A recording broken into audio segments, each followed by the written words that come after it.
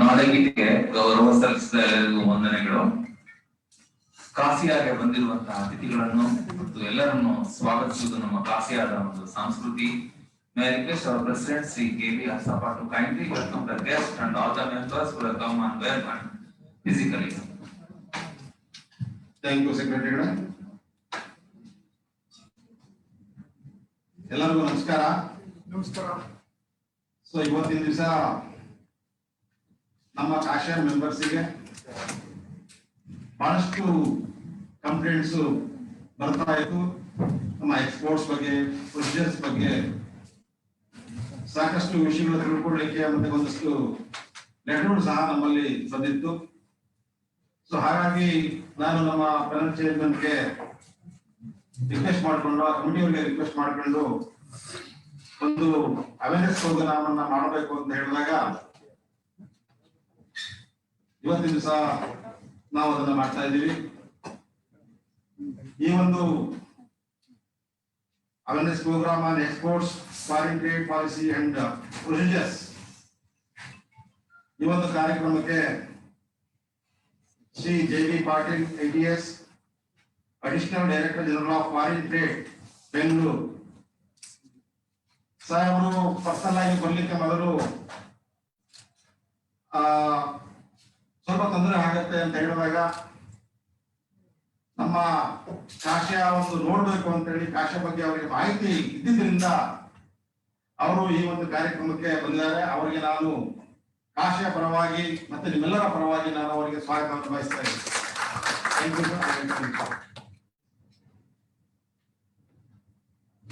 ಈ ಒಂದು awareness program ಅನ್ನ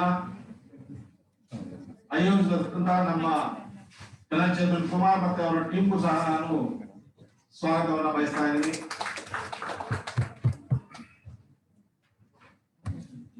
ಇವತ್ತು ನಮ್ಮಲ್ಲಿ ಸಾಕಷ್ಟು ಕಾನೂನುಗಳು ಆಗಾಗಿಂದಾಗೆ ಚೇಂಜಸ್ ಆಗ್ತಾ ಇರ್ತವೆ, ಪ್ರೊಸೀಜರ್ಸ್ ಚೇಂಜಸ್ ಆಗ್ತಾ ಇರುತ್ತೆ. ಅದರ ಮಾಹಿತಿ ನಾವು ನಮ್ಮ ಎಲ್ಲಾ ಮೆಂಬರ್ಸ್ಗೆ ಕೊಡ್ಬೇಕಾದಂತ ನಮ್ಮ ಕರ್ತವ್ಯ ಆಗತ್ತೆ. ಸರ್, ನಮ್ಮಲ್ಲಿ ಸುಮಾರು 12,000 ಜನ ಡೈರೆಕ್ಟ್ ಮೆಂಬರ್ಸ್ ಇದ್ದಾರೆ. ಸುಮಾರು 130 ಅಫಿಲಿಯೇಟೆಡ್ ಅಸೋಸಿಯೇಷನ್ ಥ್ರೂಔಟ್ ಕರ್ನಾಟಕ ನಮ್ಮ ಜೊತೆ ಇದ್ದಾರೆ. ಬಹಳಷ್ಟು ಕಾರ್ಯಕ್ರಮ GST ಬಗ್ಗೆ ಇರ್ಬೋದು, GST ಬಗ್ಗೆ ಇವೇರಿ ಮುಂದೆ ನಾವು ಒಂದು ಅವೇರ್ನೆಸ್ ಪ್ರೋಗ್ರಾಮ್ ಅನ್ನ ಮಾಡ್ತಾ ಇದೀವಿ. ಅದೇ ರೀತಿ ಬಹಳಷ್ಟು ಕಾರ್ಯಕ್ರಮಗಳನ್ನ ಅವೇರ್ನೆಸ್ ಅನ್ನ ನಾವು ಕೊಡ್ತಾ ಇರ್ತೀವಿ ನಮ್ಮ ಮೆಂಬರ್ಸ್ಗೆ. ಅದರಲ್ಲಿ ಇವತ್ತು ಒಂದು ಎಕ್ಸ್ಪೋರ್ಟ್ ಬಗ್ಗೆ ಅವೇರ್ನೆಸ್ ಒಂದು ಕೊಡುವಂಥದ್ದು ನಮ್ಮ ಕರ್ತವ್ಯ ಆಗತ್ತೆ. ಬಹಳಷ್ಟು ಇದ್ರ ಬಗ್ಗೆ ಕಂಪ್ಲೇಂಟ್ ಇದೆ ಅಂತ ನಾನು ಮೊದಲೇ ಹೇಳಿದ್ದೆ. ಸೊ ಹಾಗಾಗಿ ಇವತ್ತು ಬಂದಿರುವಂತದ್ದು ನಮಗೆ ಖುಷಿಯಾಗಿದೆ. ಮತ್ತೆ ಮತ್ತೊಮ್ಮೆ ನಾನು ಸ್ವಾಗತ ಮಾಡ್ತಾ ಮತ್ತೆ ಇಲ್ಲಿ ಬಂದಿರುವಂತಹ ಎಲ್ಲ ನಮ್ಮ ಮೆಂಬರ್ಸ್ಗೆ ಮತ್ತೆ ವೆಬಿನಾರ್ನಲ್ಲಿರುವಂತಹ ಎಲ್ಲ ನಮ್ಮ ಮೆಂಬರ್ಸ್ಗೆ ನಮ್ಮ ಇಂಡಸ್ಟ್ರಿಗೆ ಮತ್ತೊಮ್ಮೆ ಸ್ವಾಗತ ಮಾಡ್ತಾ so will go let us go according to thank you president. ಎಲ್ಲರ ಪರವಾಗಿ ನಿಮ್ಮನ್ನು ಸಹ ನಾನು ಈ ಕಾರ್ಯಕ್ರಮಕ್ಕೆ ಸ್ವಾಗತಿಸ್ತಾ ಇದ್ದೀನಿ. ಹಾಗೆ ಬೇರೆ ಬೇರೆ ಜಿಲ್ಲೆಗಳಿಂದ ಜೂಮ್ ನಲ್ಲಿ ಬಂದಿದ್ದಾರೆ, ಅವ್ರನ್ನೂ ಸಹ ನಮ್ಮ ಅಧ್ಯಕ್ಷ ಪರವಾಗಿ ನಾನು ಅವ್ರನ್ನೆಲ್ಲ ಸ್ವಾಗತಿಸ್ತಾ ಇದ್ದೀನಿ. ಈಗ ಒಂದು ಕಾರ್ಯಕ್ರಮದ ಒಂದು ಸಂಕ್ಷಿಪ್ತ ವಿವರ. ನಮ್ಮ panel chairman Shri Kumar R ಅವರು ರಫ್ತು ಮತ್ತು ವ್ಯವಹಾರ ಪ್ಯಾನಲ್ ಇವರು ಈ ಕಾರ್ಯಕ್ರಮದ ಒಂದು ಬ್ರೀಫ್ ಇಂಟ್ರಡಕ್ಷನ್ ಕೊಡ್ತಾರೆ.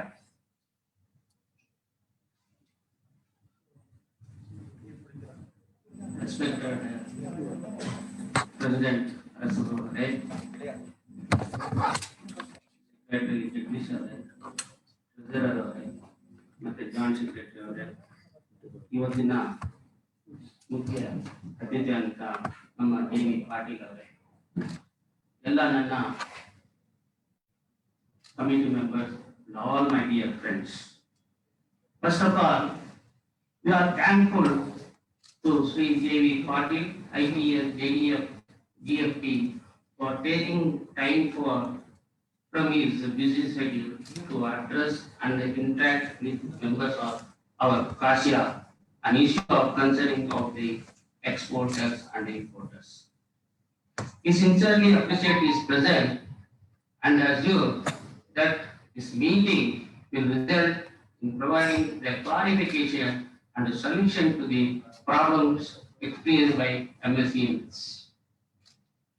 The program is meant to educate the members on the export foreign trade policy regulation and to understand the process and complement requirement for foreign trade.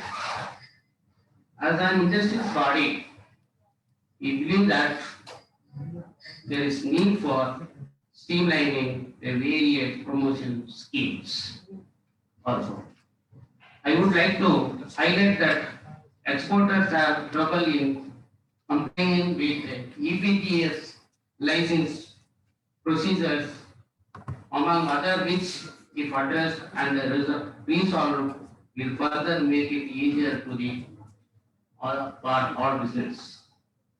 I am sure today's program will help our members by interacting on many issues connected with the exporters, foreign trade policy and procedure, and request the officer present here to clarify the points that members may have on the subject. ಸ್ನೇಹಿತರೆ, ಇವತ್ತು ನಮ್ಮ ಪಾಟೀಲ್ ಅವರು ಇಲ್ಲಿ ಇದ್ದಾರೆ. ಇಲ್ಲಿ physical ಆಗಿ ಬಂದಿರೋ ಮೆಂಬರ್ಸ್ಗಳಾಗಲಿ, ನಮ್ಮ ಝೂಮ್ ಅಲ್ಲಿರೋ ಮೆಂಬರ್ಸ್ಗಳಾಗಲಿ, ಅವ್ರದ್ದು ಎಕ್ಸ್ಪೋರ್ಟರ್ಸ್ ಆಗಲಿ ಇಂಪೋರ್ಟರ್ಸ್ ಆಗಲಿ, ಅವ್ರದ್ದು ಏನೋ ಪ್ರಾಬ್ಲಮ್ ಇದ್ರೆ, ನಿಮ್ಗೆ ಏನೋ ಕ್ಲಾರಿಫೈ ಆಗದೆ ಇದ್ರೆ ಅದನ್ನ ದಯವಿಟ್ಟು ನೀವು ನಮ್ಮ ಆಫೀಸರ್ ಹತ್ರ ಕೇಳ್ಬೋದು. ನೀವು ಅದನ್ನ ಕ್ಲಾರಿಫೈ ಮಾಡಿಕೊಂಡು ನಿಮ್ಮ ಬಿಸ್ನೆಸ್ ನ ಮುಂದಕ್ಕೆ ಹೋಗ್ಬೋದು ಅಂತ ಹೇಳಿ ನಾನು ನಿಮ್ಮೆಲ್ಲರಿಗೂ ತಿಳಿಸ್ತಾ ಇದ್ದೀನಿ. ಅದೇ ತರ ಇವತ್ತು ನನಗೊಂದು ಆಪರ್ಚುನಿಟಿ ಕೊಟ್ಟ ನಮ್ಮ ಪ್ರೆಸಿಡೆಂಟ್ ಮತ್ತೆ ಟೀಮ್ಗೆ ತುಂಬಾ ಧನ್ಯವಾದಗಳು ಹೇಳಿ ಈ ಎರಡು ಮಾತುಗಳನ್ನ ಮುಗಿಸ್ತೀನಿ. ನಮಸ್ಕಾರ. Thank you, Sri Kumar, for organizing such a useful program in these challenging times. ಇಂಥ ಒಂದು ಚಾಲೆಂಜಿಂಗ್ ಟೈಮ್ ನಲ್ಲಿ ಸಹ ನಮ್ಮ ಮುಖ್ಯ ಅತಿಥಿಗಳು ಇಲ್ಲಿ ಫಿಸಿಕಲ್ ಆಗಿ ಬಂದಿದ್ದಾರೆ. ಜೊತೆ ನಮ್ಮ ಪ್ರಾಬ್ಲಮ್ ಅನ್ನು ಸಾಲ್ವ್ ಮಾಡ್ಬೇಕು ಅಂತ ಕಾರ್ಯಕ್ರಮ ಮುಂಚೆ ಅವರಿಗೆ ನಮ್ಗೆ ಕಾಸಿಯಾ ಕಡೆಯಿಂದ ಒಂದು ಗೌರವ ಸೂಚಿಸಬೇಕು ಅಂತ ನಾನು ಅಧ್ಯಕ್ಷ ನಾನು ಕೇಳ್ಕೊಂತ ಇದ್ದೀನಿ.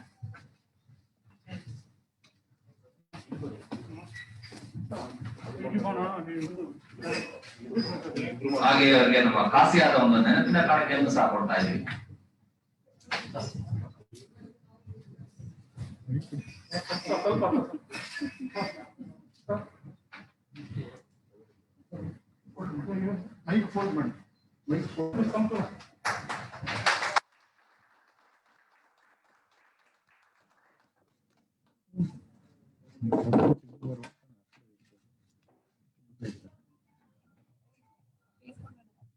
ಸರ್, ಹಾಗೆ ಮೆಮೊರಂಡಮ್ ಸಹ ಕೊಡ್ಬೇಕು ಅಂತ ನಮ್ಮ ಅಧ್ಯಕ್ಷನ್ ಕೇಳ್ಕೊಂತೀನಿ.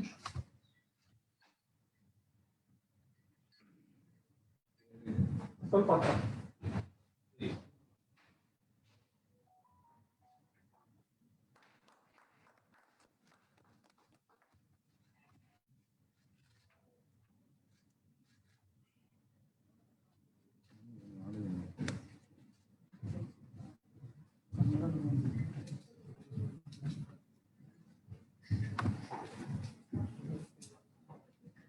I take this opportunity of the presence of Sri J.V. Patil, ITS, ANDFP, and awareness program on exports, foreign trade policy and procedure to submit certain issues which are concerned to the exporters, particularly micro and small industries. Sir, exporters have trouble in complying with the EPCG license procedure, which if addressed and resolved will further make it easier to do business. Members inform us that the export obligation discharge certificate issue is often not smooth, with exporters encountering inadequate or unfriendly response from the concerned officials. Sir, it's very difficult to get information on the status of a file from the concerned official, with the exporter having to face unnecessary hassles and delays, sir. Next point, sir. MSMEs, especially micro and small industries, find it difficult to provide bank guarantee in respect of advance license and EPCG license. Export obligations under EPCG may be increased to 10 years from the present 7 years, with further extension for 5 years due to the slowdown in industry and the economy. The next point is EPCG concessions once taken under prevailing notification should be allowed to be processed and concluded under the same condition, even when there are subsequent amendments to such notification. The next point, sir, for advance license, the time frame must be extended to 3 years from the present 1.5 years, as there are minimum order quantity (MOQ) requirement for proprietary items, which may take longer to continue. Micro and small industries would prefer to deal with the local offices in matters of EPCG or other export issues, and not have to travel to Delhi or hire experts, professionals whose cost is very high and burdensome for SMEs, sir. It's therefore essential that the delivery of critical services be delegated to the local offices and procedures and methods simplified, sir. Sir, I'm going to present other points. Issues in exports for MSME sector, sir. Export customers are issuing LCs with financial technical terms and conditions, which are very difficult for small scale industries to understand and follow. Further, many times LCs are not honored for reasons not understandable or where legal actions cannot be opted due to inappropriate dispute resolution authority or guidance. Exports to Bangladesh, particularly by road, are resulting in high demurrage due to pending clearance at Bangladesh ports, sometimes for months together. Lack of infrastructure at ports is forcing exporters to ship in multiple vessels a single consignment with multiple containers. Export customers are receiving single invoice consigned shipment in different containers at different points of time, leading to payment issues by export customers. So, one-time settlement with waiver of interest for unfulfilled obligations against EPCG license for SMEs is the immediate answer. Shipping bills with scheme reward as no are resulting in eligibility for MEIS, that is merchandise export from India scheme. We request one-time relaxation and permission for application for the reward, sir.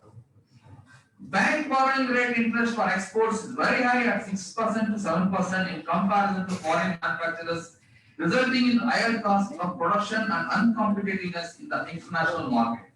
Further, interest subvention scheme is being disallowed for deemed exports, sir. Needs reconsideration. Sir, ICD at Belgavi is not operating due to departmental issues, which should be resolved immediately, sir. Under the 3% EPCG scheme, 8 years export obligation fulfillment, and upon satisfaction of some outrage block export condition, additional 2 years permission, which makes in total 10 years from the date of installation of imported capital goods. Sir, this needs to be extended without any outrage block condition to additional 8 years, which will make a total of 18 years.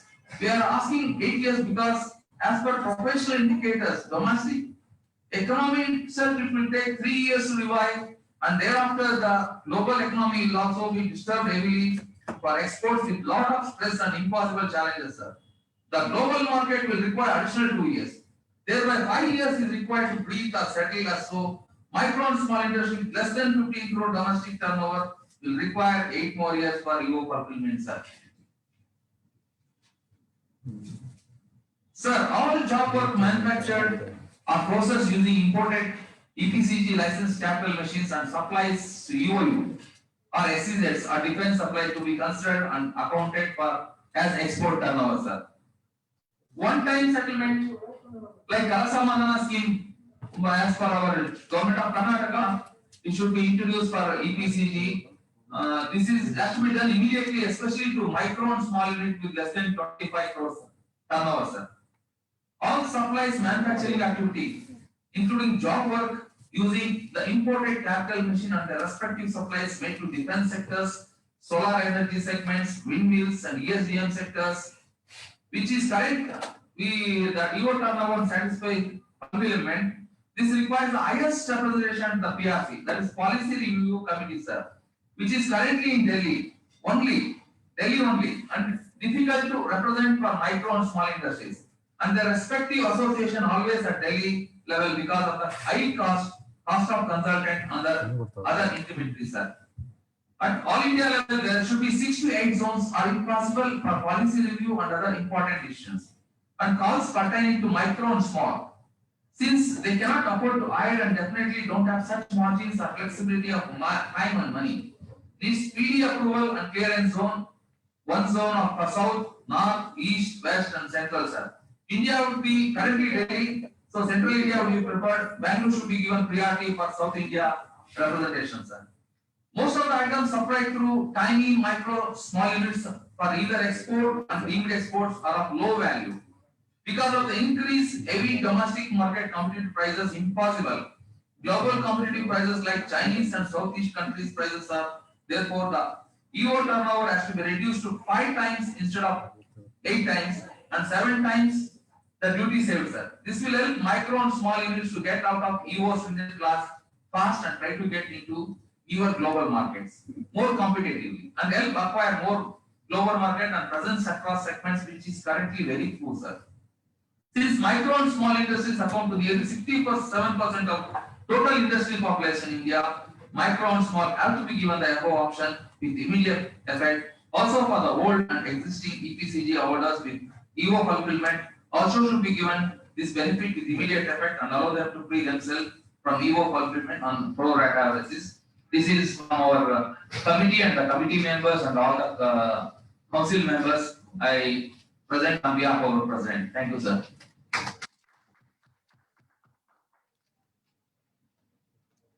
Next, over to our chief guest, sir.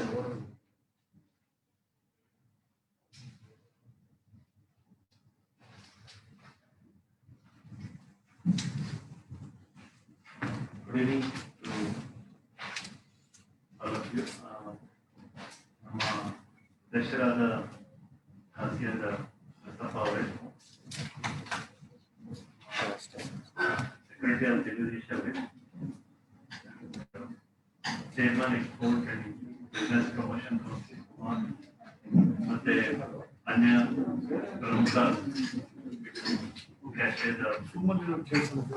senior members and ಇಲ್ಲಿ ಇವತ್ತು ಬಂದಿರುವಂತ ಎಲ್ಲ ladies and gentlemen, exporters, importers, traders, and also who are on virtual basis in line with this meeting from the different places.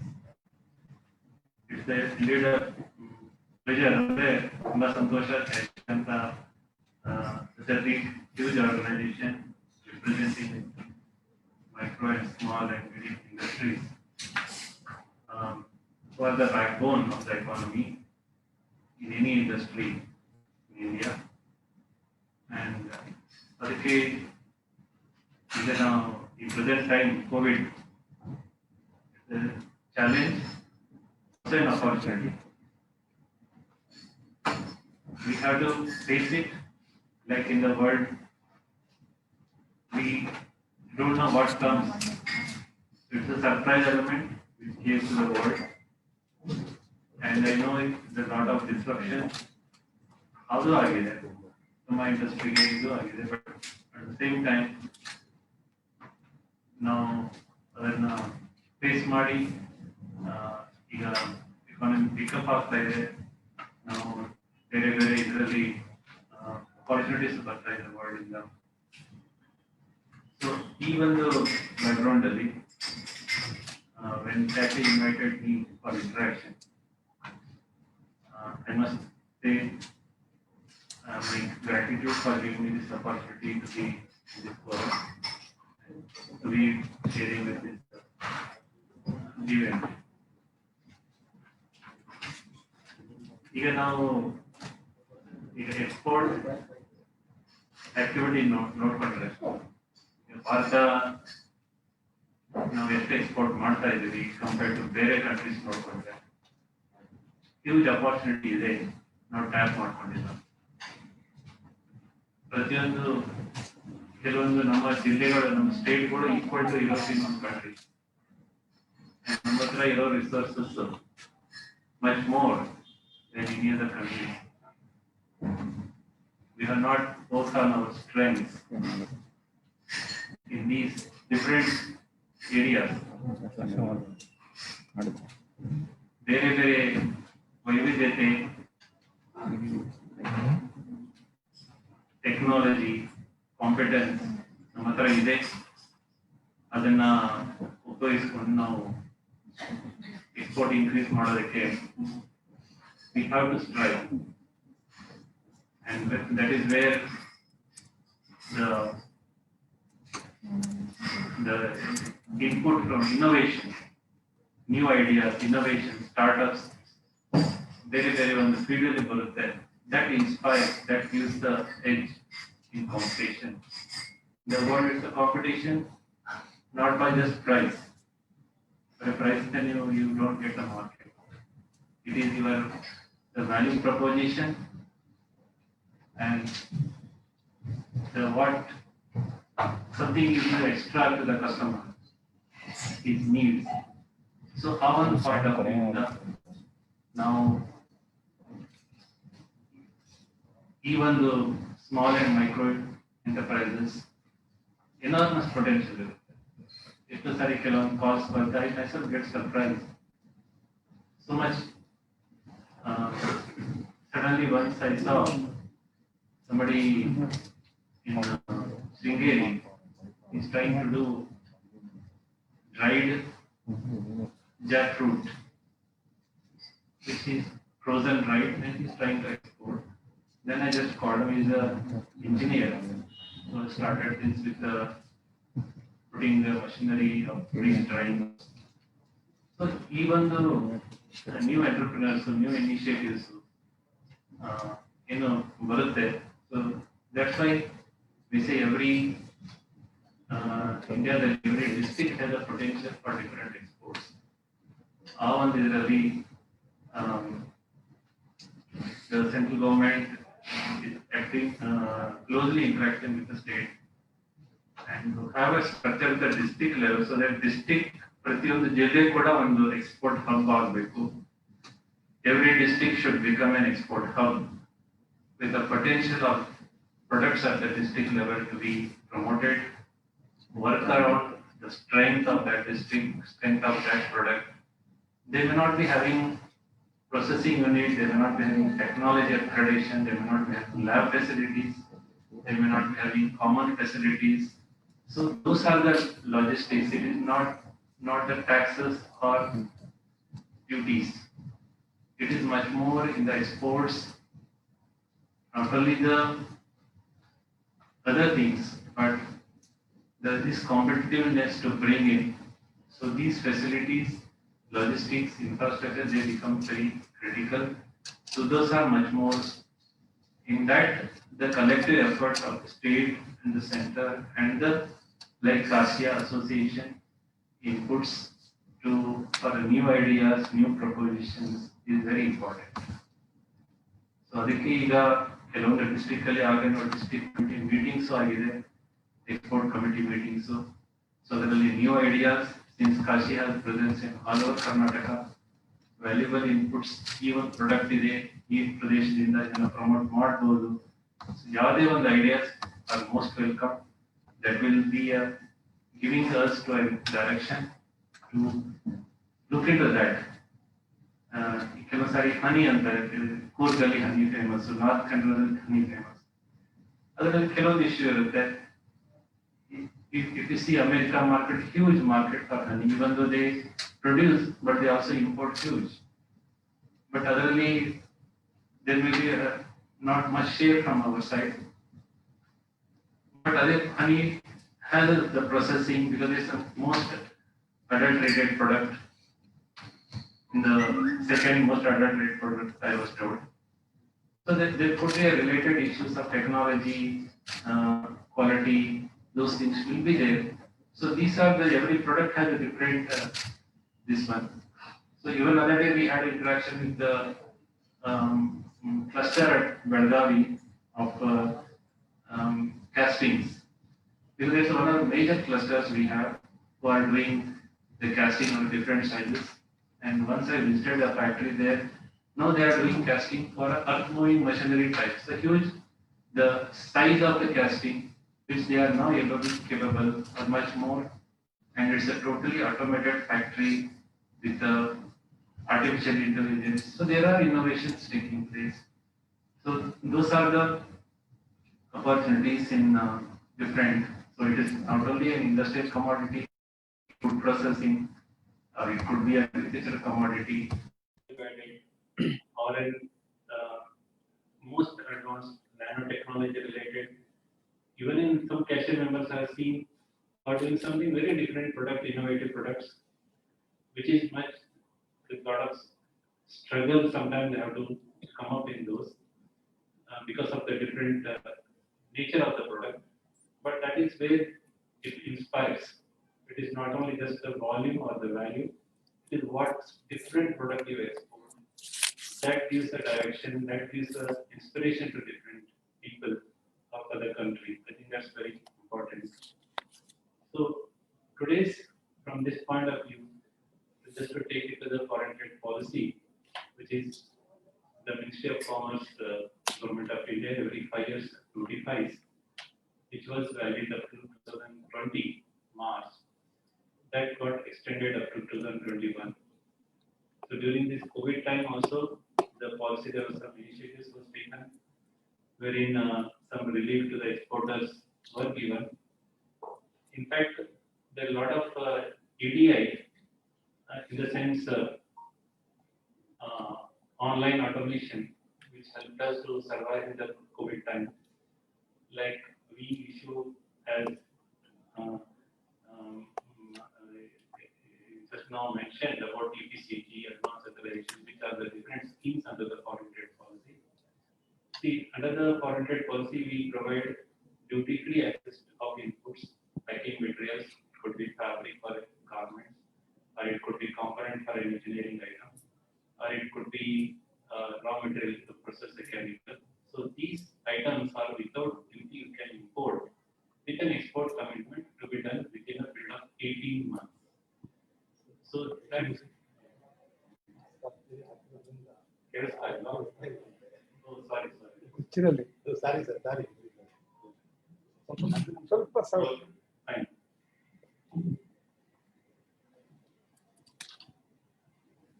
So with so these raw materials, capital goods, are the different schemes which we have under the foreign trade policy.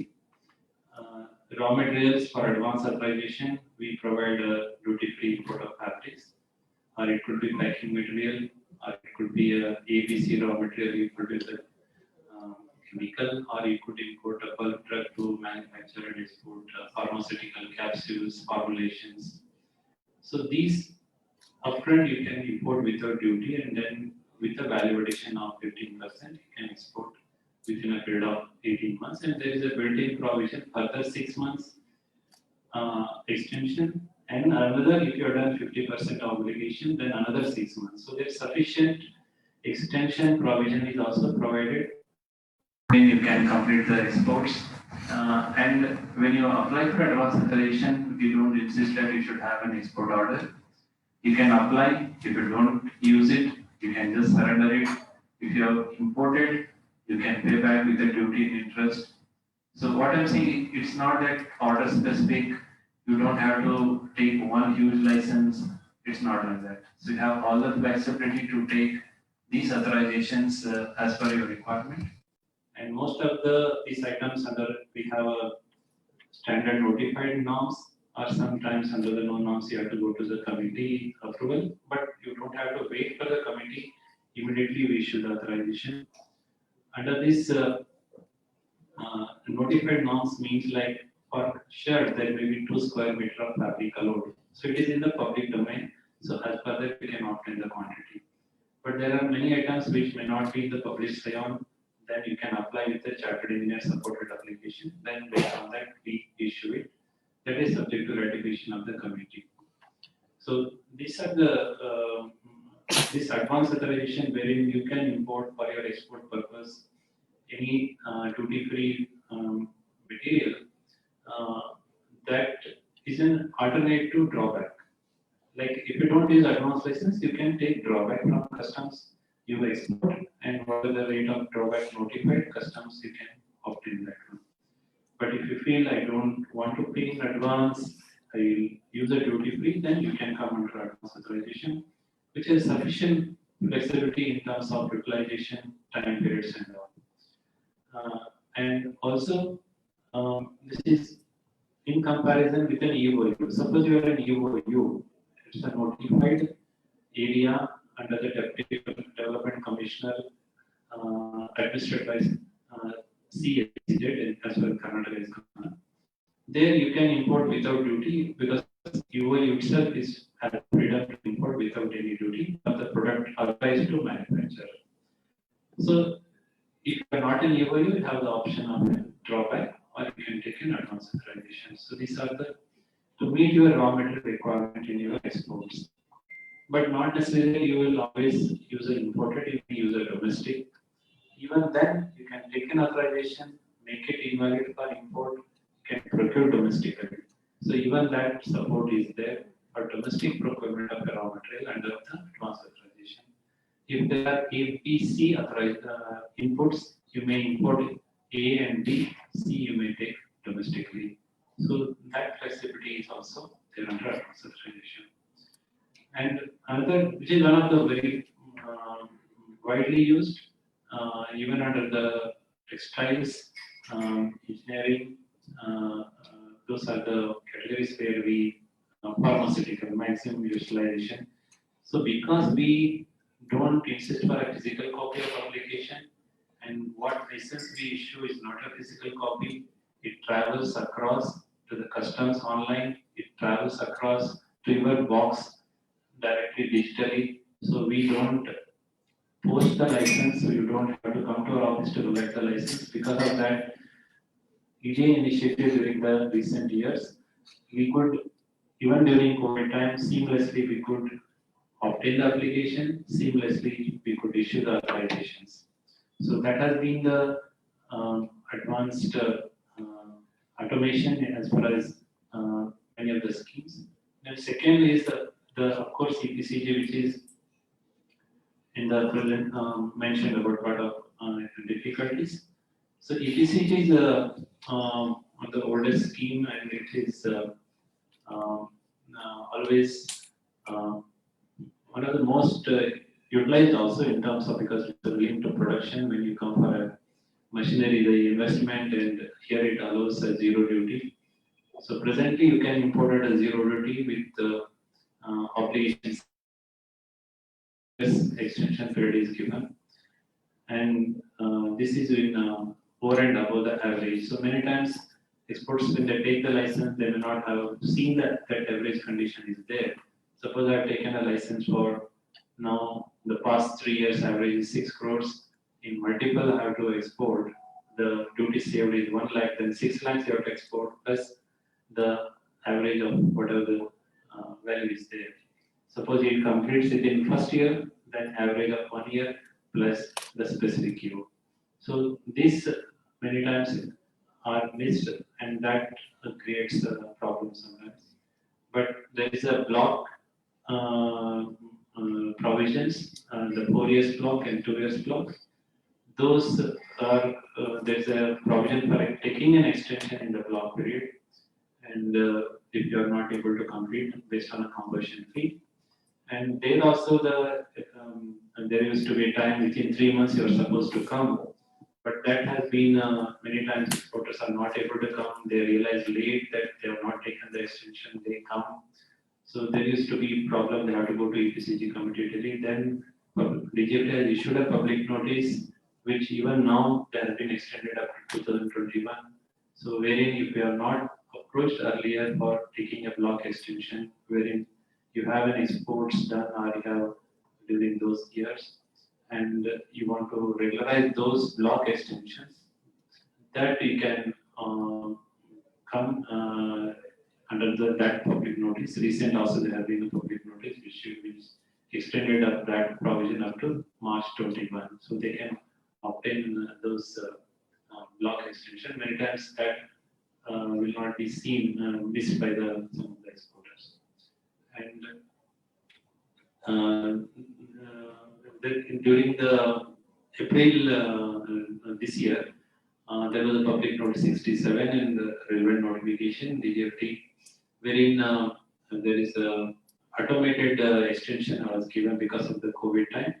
So any authorization expiring in February till October were automatically 6 months extensions were given, very different for advanced authorization. This you can see it yourself. So suppose there are policy gives advanced license 2 extensions. If your expiry of the period, import validity of export, in this period, the automated extension you will get, plus in addition the regular extensions also you will be eligible. So that is a facilitative measure it was done.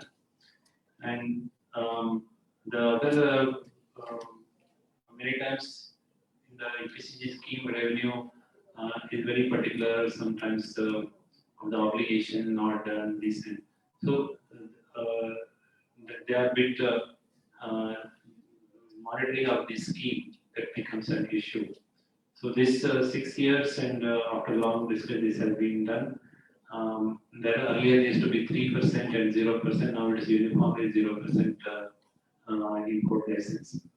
So one of the observation was that we are the information or EODC point of view not coming properly. That will definitely address it.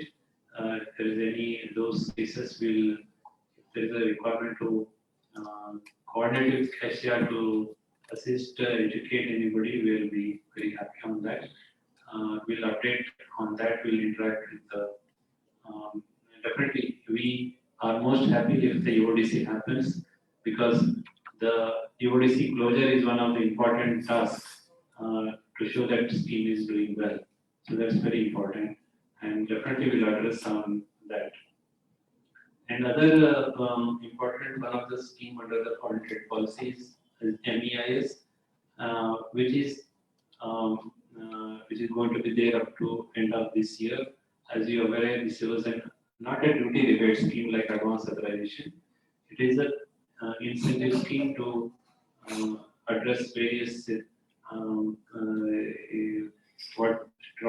shortcomings in competitiveness. Those are challenged by WTO, so those issues are there. So MES as of now, as per the notification, is going to be there only up to end of December. And from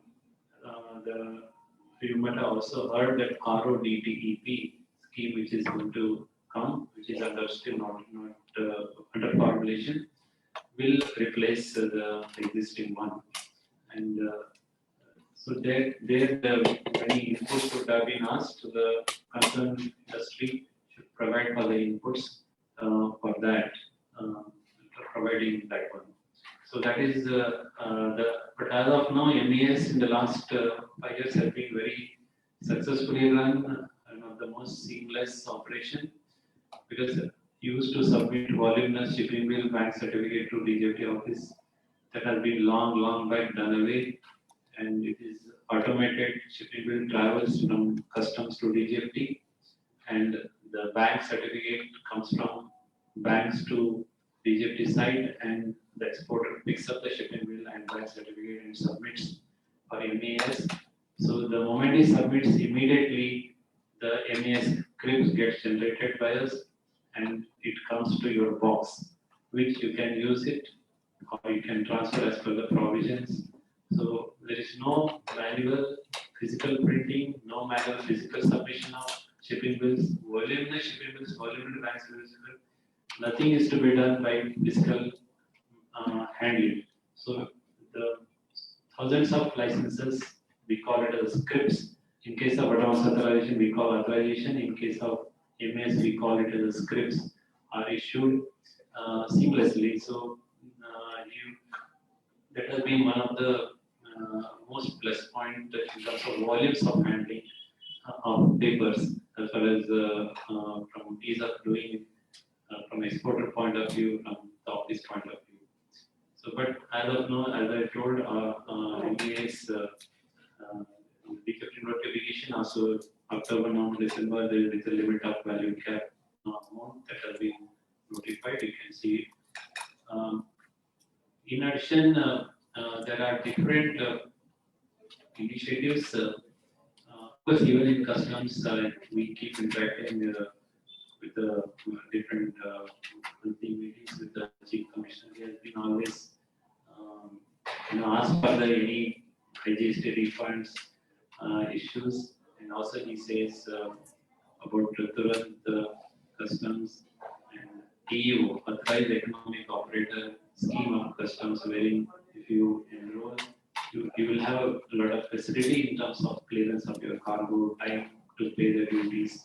So please have those also into your radar, so that those advancements are also going to be beneficial from the customs procedural point of view. And other under the foreign trade policy, we have which other some two schemes, which is for ROSTL for the textile, and we have a TMA for agricultural commodities for the freight related. Those are the some parallel additional schemes. And in addition, we have a status certificate we issue, wherein you have performance as laid down in the policy, a threshold performance, so that you recognize them as a star exporter, star 2, star 3 star. So that is a additional thing, and there's some main as far as, but we beyond as I said, if you are not a domestic exporter, if you are an UOU, then you have a different benefits in terms of operational. I'm saying you don't need a DTC, you don't need advanced license, you can use it, you can import. But there it's a positive value addition overall as a UOU unit. It's depending on your how you find easy and flexible. So you can be an UOU unit or you can be a DG unit as per your requirement. But that's an option.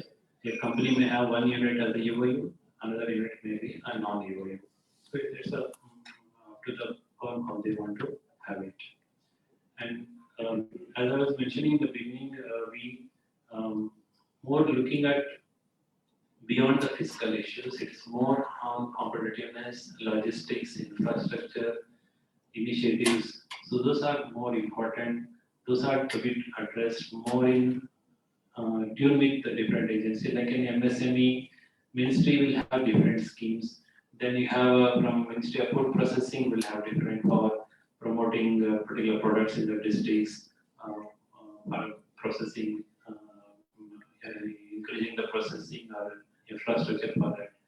So there is a different platforms where different schemes could be there, but we together would like to see their coordination for the promotion of different products at the district level. And of course, Bangalore major, we have this is one place where in my office, if I see, unlike in some offices, we have known for leather, known for this one, but Bangalore is known for every commodity.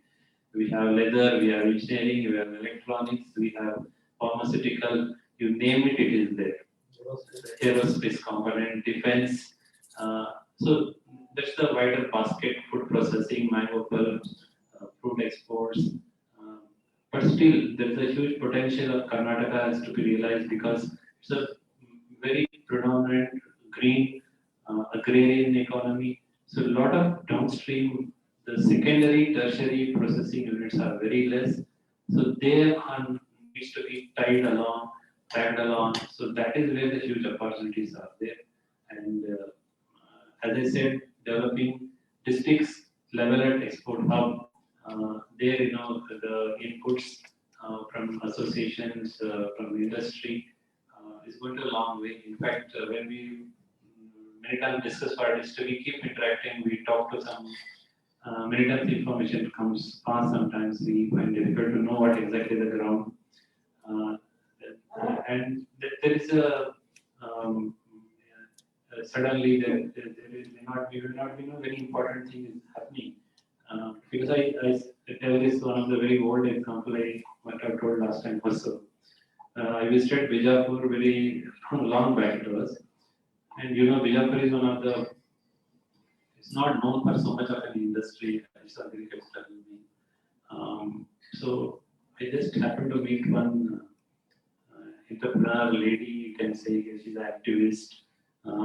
So I visited to her place, she makes bags stitched by the Lombardi women, Adivasi type, that type of who are in that region. And she, single lady, she handles it. She has traveled at least 20-25 countries. She participates in so many fairs, including domestic. And she showed me the designs, her website, and fair trade approval certificate for her products. So I was impressed in a small district, which we normally in terms of industry are not a very forward man. She's able to do. That persons in Bangalore, I think I'm sure you can do it much more. How many districts you can do much more. And in fact, her message to many of the students, she herself told me, sir, when I go to address student, I tell, don't carry bag of somebody, carry your own bag. That means you become an entrepreneur. So that was very inspiring to know that, to hear that there are many, and there is a potential in all of us, and it's just we work around it and realize it. I think from that point of view, we have a huge opportunity in exports. When you see the numbers, we just compare the numbers of what we do as a country, what many other countries are doing. And definitely we have strength. It's the time to go for a value-added, specific new markets, new products, and definitely we can not only import substitute and also we be part of the global market. I think that's where we focus our energy in integrated approach, pooling all the resources, addressing the logistics, infrastructure, technology, all those needs, and then take it forward. Thank you very much.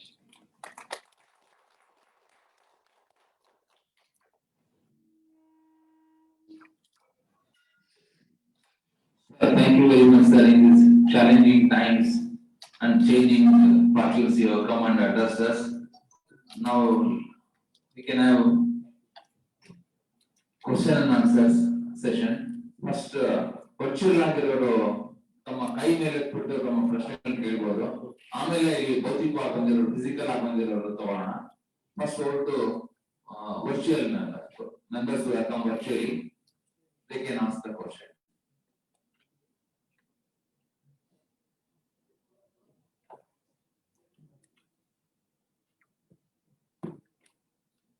Ramesh Shekar from Shivamogga.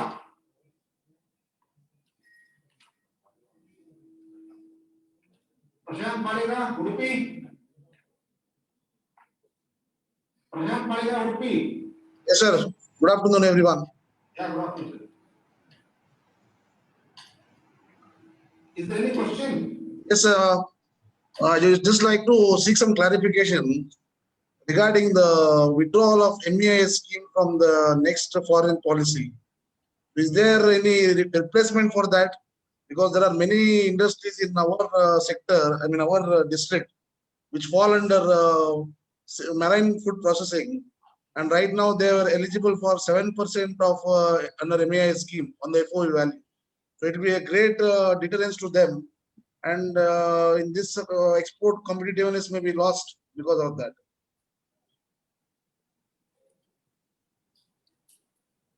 Now, as I already mentioned, MES was under challenge from WTO.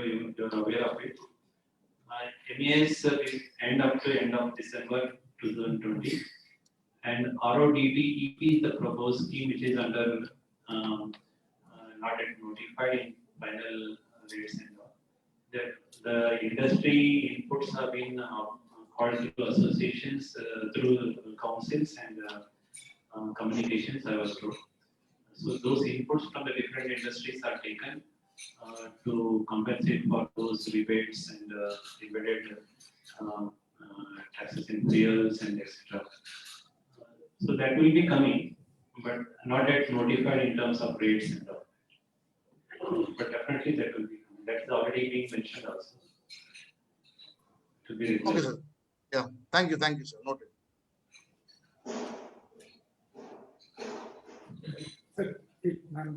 Sir, you were explaining for the MESC, just now is Mr. Bhadiga is also. But last December has been closed. Maybe MESC script, whatever is speaking. But what about the after this December, we are going to exporting this and match together some dollar. Then what about our exporters? No benefits at all because of this time we are going to facing a lot of problems. Then your just December has been closed. Now you are telling RODP will be coming. When can we expect? Have any idea about that in that rewards for exporters? The RODT, if it announce on first, it will be there. I don't know. So until it is under, you have to wait and see. But huge loss for exporters for MSC, sir. SME, because of last year had taken more than 100 lakhs for SME, MSME script. But in the same time, we are going to losing that amount. There's no motivation for exporters from the government of India. Really is very upset about this because of no motivation. We have taken 100 lakhs in the last year. This time we are total. See, think about that amount, bulk amount.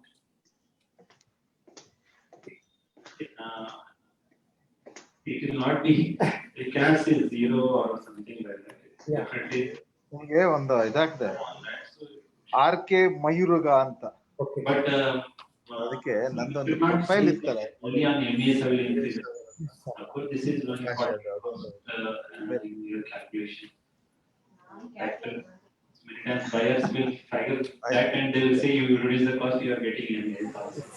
So that also is there. But as I said, it is much more than MES or ಇನ್ನೇ ಕಳಿಸಿದ್ನಲ್ಲ ಅವನು auditor ಬೇಕು ಅಂತ. ಆದ್ರೂ difference ಹೊಡಿತಾ ಇದೆ. 64,000 ಓಕೆನಾ?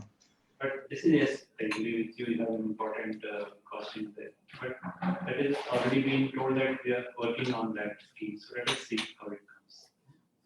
What about the deemed exports? And now we have 0.05%. Suppose I am an exporter, I am buying from you. Then we are going to pay for the 0.5% only tax. That is tax free. Then we have to submit some lot of documents to DGFT, and then even the deemed exporters become exporter, or only exporter can be exporter, sir. Okay. See, exports always export abroad. Yes, sir. If you supply to SEZ, also it treated as exports. Okay. Though you domestically you supply, but SEZ is treated as a foreign country. If you take anything from SEZ, it's an import. If you supply to SEZ, it's treated as exports.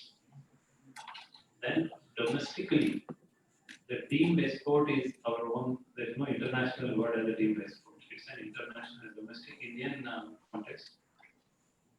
Again, deemed export, you should see what is there under the foreign trade policy, then what is there under the GST law.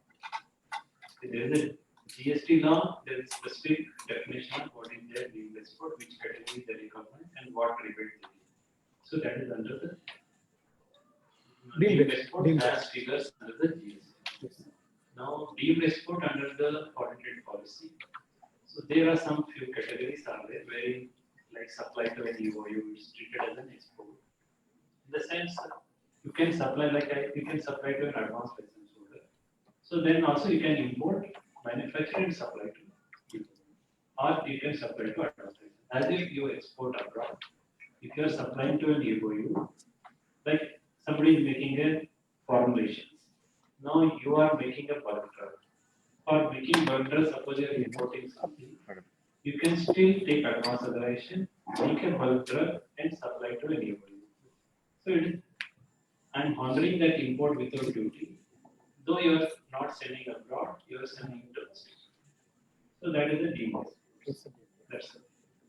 But the domestic supply that's being part of value chain, it supports that. That's it.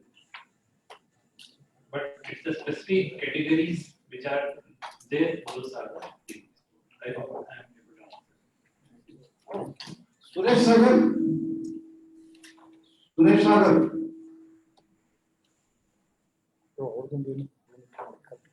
May I ask?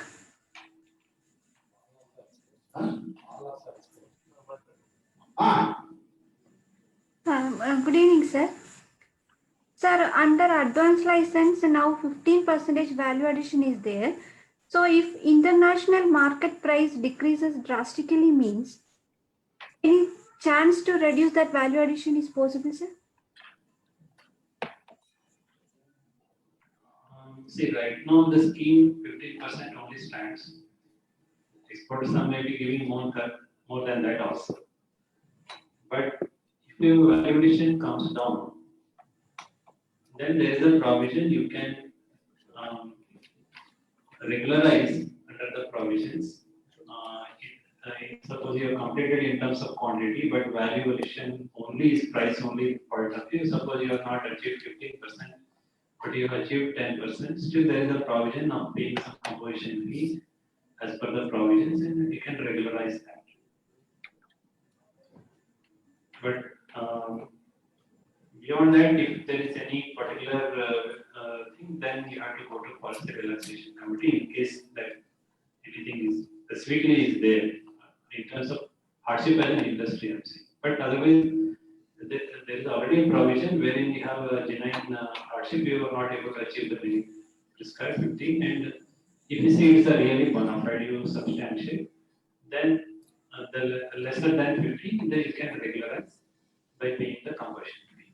It's already Okay, there in the provisions. Okay, sir. One more doubt is there regarding that pre-import condition in IGST. Just 1 year it is implemented pre-import condition, but nowadays it is not there. But in that 1 year also, if not maintained, means now we have to pay IGST and then authorize the EODC like that. When situation is there is any provision to avoid that?